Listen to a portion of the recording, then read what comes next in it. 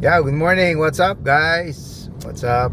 Um, Rich Moto Gears and Gadgets. So, welcome to my channel. Just like to inform you, I bought a Toyota Vios 2025 last August 9. So, and I'm experiencing some issues, no? Mechanical or sa transmission. So number one, which I already informed Toyota Show, so dun ko siya binili. Number one issue is yung kanyang window, power window, so control.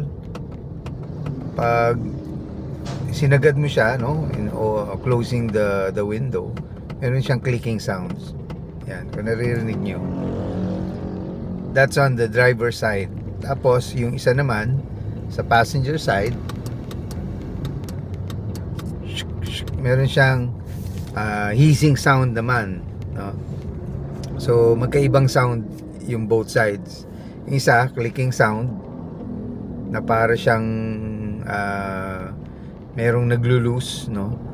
The other side naman is para siyang hissing sound, o yung parang may hangin, no? May hangin. And then if I tried naman dun sa rear, both sides, wala. So malinis, wala siya.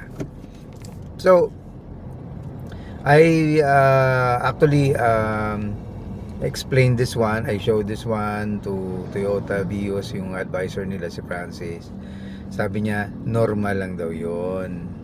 So para sa akin, hindi siya normal, kasi when I bought a Vios last 2015, same Vios din siya, pero wala ako na encounter na ganung problem or issue about the power window. So hindi siya normal para sa akin.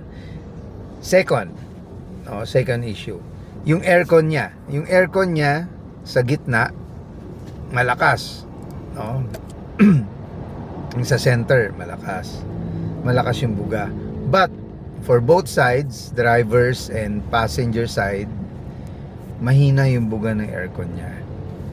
Nireport ko na rin to sa kanila, and they're still trying to compare it with other same unit ng Vios. So sabi ko, bakit nyo i-compare kung talaga may problema or issue yung aircon control, no? Yung pagbuga ng aircon niya or nung blower dun sa magkabilang side, may problema talaga siya. Mahina siya actually, pero yung nasa center is malakas. Okay, that's the number 2 issue. Number 3, acceleration. So major issue ito para sa akin, kasi na-compare ko rin siya. Nag-drive din ako ng Vios na 2023 model. Same thing din, automatic with CVT. Hindi ako naka-encounter ng ganung delay. So dito naka-encounter ako ng delay. So pagka tinapakan mo na yung gas, nakarekta ka, medyo pag umarangkada, medyo may delay siya, mga few seconds bago siya talagang mag-accelerate. So yun yung naging experience ko dito. Tsaka pag paakyat or uphill, hirap talaga siya. Kaya ang ginagawa ko, manual mode ko siya. Siguro kaya din nila ginawa na mayroong manual mode because of this particular issue, no? So medyo hirap talaga siya sa pag-accelerate lalo na sa sa mga uphill na roads, no? So yun yung major issue para sa akin, aircon and then yung acceleration, which I didn't experience dun sa nauna kong binili na Vios last 2015 and yung na test drive ko from Antipolo to Zambales, no, yung Vios na automatic 2023 model. Same thing then with manual mode. So yun lang.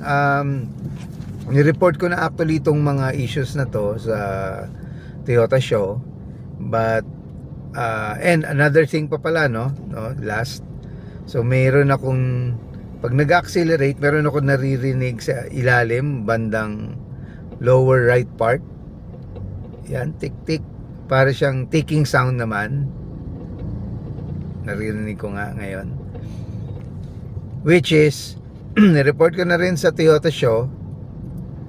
And hindi mahanap ng mga mekaniko nila doon. So I bought it in the morning nung the other day. Maaga ako doon kasi coding Monday, August 12.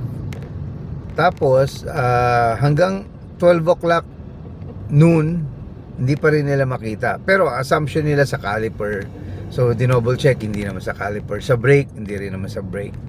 So I have to as per their advice, I have to leave the unit for a day just to check on this particular tiny or small or very minimal noise. So parang hindi yata tama isang buong araw check-in mo lang yung noise na yun kung saan nanggagaling, diba?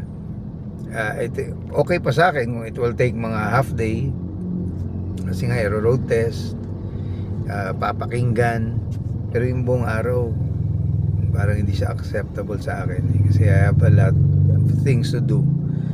So yun yung mga issues na na-encounter ko. Sabi naman nila yung ticking sound na yun is not a critical issue na ititiri ka, kasi ang sabi ko baka lumalayan and then along the road habang bumabiyaya ko bigla ako itirik. So syempre this is a brand new car which I bought. Hindi natin i-expected dapat yung mga ganyang pangyayari, di ba? Kahit kayo, guys. So, yun lang. I'll update you siguro on the next video regarding their comments, regarding their feedback, no? Dun sa mga naging issue na ni-raise ko sa Toyota Show. Okay, so thank you guys for listening and see you soon.